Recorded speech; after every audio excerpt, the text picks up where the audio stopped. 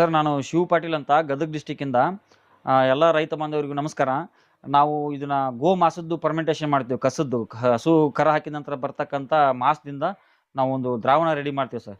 ಗೋಮಾಸು ದ್ರಾವಣ ರೀ? ಹಾ ಸರ್, ಹೌದು ಸರ್. ಯಾವ ತರ ರೆಡಿ ಮಾಡ್ತೀರಿ ಸರ್? ಸರ್ ಇದನ್ನ ಮಾಸ್ ಎಷ್ಟು ವೇಟ್ ಇರ್ತದೋ ಅಷ್ಟೇ ಪ್ರಮಾಣದಾಗ ಗೋಮೂತ್ರ ಅಂದ್ರೆ 3 kg ಮಾಸ್ ಇದ್ರೆ 3 ಲೀಟರ್ ಗೋಮೂತ್ರ, 3 ಲೀಟರ್ ಮಜ್ಜಿಗೆ, 3 kg ಸಾವಯವ ಬೆಲ್ಲ ಸರ್.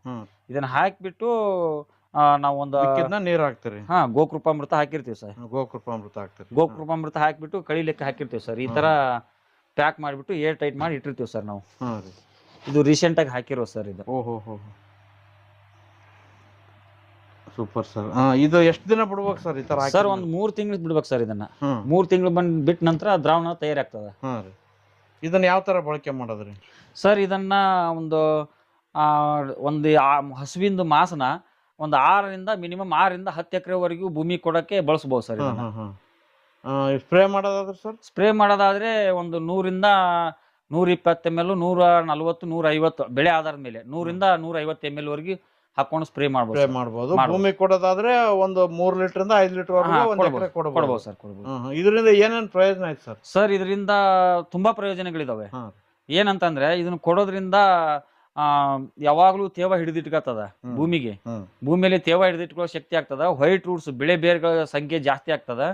ಮತ್ತೆ ಇದನ್ನ ಬಳಸೋದ್ರಿಂದ ಅಂದ್ರೆ ಮಣ್ಣಲ್ಲಿ ಆಗತಕ್ಕಂತ ಬದಲಾವಣೆಗಳಿವು.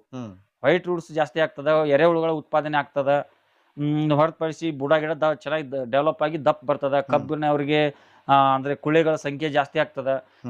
ಮತ್ತೆ ಮಾರ್ನಿಂಗ್ ಟೈಮ್ ಅಲ್ಲಿ ಗಿಡಗಳು ಯಾವ ತರ ಕಾಣ್ತದೋ ಮಧ್ಯಾಹ್ನ ಟೈಮ್ ಅಲ್ಲಿ ಅದೇ ತರ ಕಾಣುತ್ತೆ ಸರ್.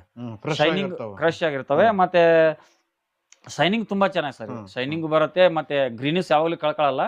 ಭೂಮಿಗೆ, ನಮ್ಗೆ ನಾಟಿಗೆ, ಪೀಕಿಗೆ, ಗಿಡಕ್ಕೆ ಏನು ನ್ಯೂಟ್ರಿಯೆಂಟ್ ಬೇಕು ಎಲ್ಲ ನ್ಯೂಟ್ರಿಯೆಂಟ್ ಇದರಲ್ಲಿ ಸಿಗುತ್ತೆ ಸರ್.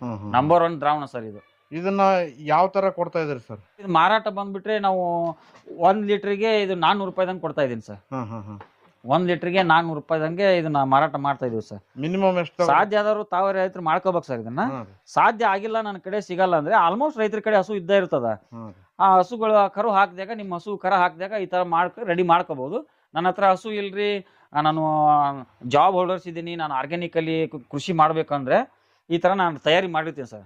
ತಯಾರಿ ಮಾಡಿದ್ರೆ ನಾನು ಪ್ರೊಫೆಷನಲ್ ಕೊರಿಯರ್ ಮುಖಾಂತರ ಇದನ್ನ ಕಳಿಸಿ ಕೊಡ್ತಾ ಇದ್ದೀನಿ. ಮಿನಿಮಮ್ ಎಷ್ಟು ಆರ್ಡರ್ ಮಾಡ್ಬೇಕು ಸರ್? ಮಿನಿಮಮ್ ಇದು 5 ಲೀಟರ್ ಆರ್ಡರ್ ಮಾಡ್ಬೇಕು ಸರ್ ಇದನ್ನ. Okay sir.